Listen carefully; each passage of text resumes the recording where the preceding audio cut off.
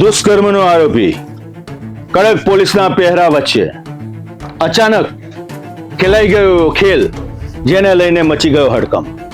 પંચનામું ચાલી રહ્યું હતું ત્યારે આરોપી પોલીસના કડક પહેરામાંથી ભાગી છૂટવાનો પ્રયત્ન કર્યો.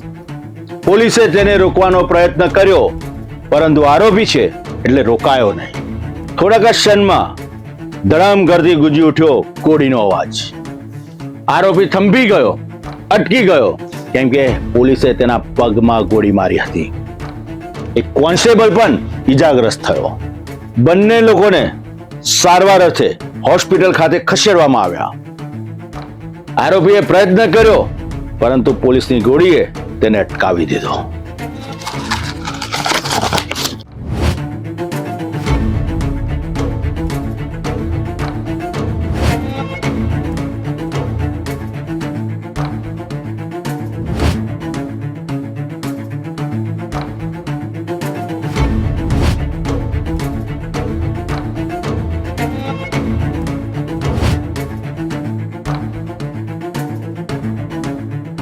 અમદાવાદના જોધપુર વિસ્તારમાં નોંધાયેલા દુષ્કર્મ કેસના આરોપીને પોલીસ પંચનામા માટે ઘટના સ્થળે લઈ ગઈ હતી.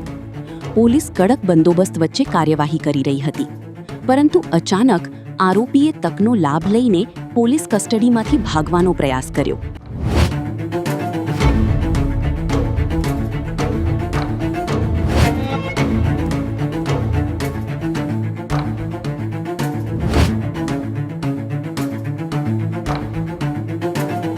આરોપીએ આટલો કડક પહેરો હોવા છતાં ભાગવાનો પ્રયત્ન કર્યો. પોલીસે વારંવાર તેને રોકવાનો પ્રયત્ન કર્યો, તે ના રોકાયો. આખરે પોલીસે ફાયરિંગ કરવું પડ્યું. તેના પગમાં ગોળી વાગતાની સાથે તે અટકી ગયો. સમગ્ર પ્લાન સાથે આરોપી ભાગી છૂટવાનો પ્રયત્ન કરતો હતો, પરંતુ પોલીસની ગોળીએ તેને અટકાવી દીધો.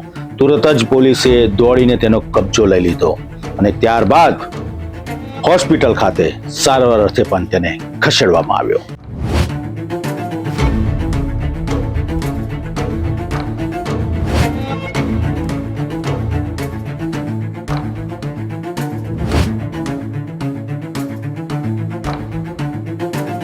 સમગ્ર ઘટનામાં આરોપીને પકડવાની ઝપાઝપી દરમિયાન એક પોલીસ કર્મચારી પણ ઈજાગ્રસ્ત થયા હતા.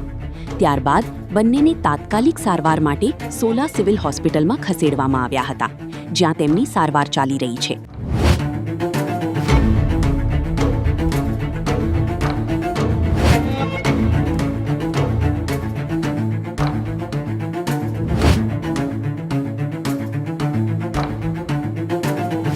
ઘટના બાદ ઉચ્ચ પોલીસ અધિકારીઓ ઘટના સ્થળે પહોંચી ગયા હતા. સમગ્ર ઘટનાની તપાસ શરૂ કરવામાં આવી છે. આરોપીએ ભાગવાનો પ્રયાસ શા માટે કર્યો અને સમગ્ર ઘટનાક્રમ કેવી રીતે બન્યો તે અંગે પોલીસ તમામ પાસાઓથી તપાસ કરી રહી છે.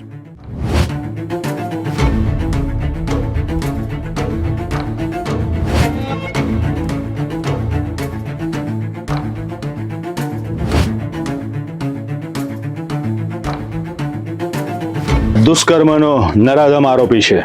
પોલીસ કસ્ટડીમાંથી ભાગવાનો પ્રયત્ન કરે છે.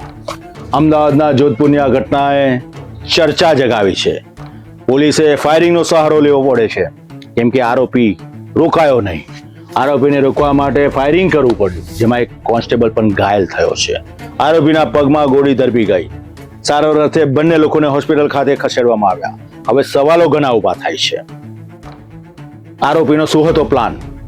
કે પહેલેથી એને ષડયંત્ર રચી રાખ્યું હતું કે હતી માત્ર તકનો લાભ લેવાની છૂટ.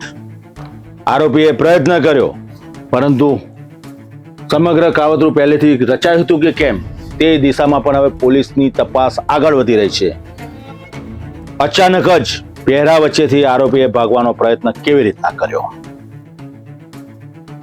શરૂઆતમાં કોણ કોણ આરોપીને મળવા આવ્યું અને પહેલેથી આ પ્લાન તૈયાર હતો કે આરોપીને માત્ર તક જોઈને ભાગવાનો પ્રયત્ન કર્યો? પોલીસ તપાસમાં ઘણી બધી વિગતો સપાટી પર આવશે.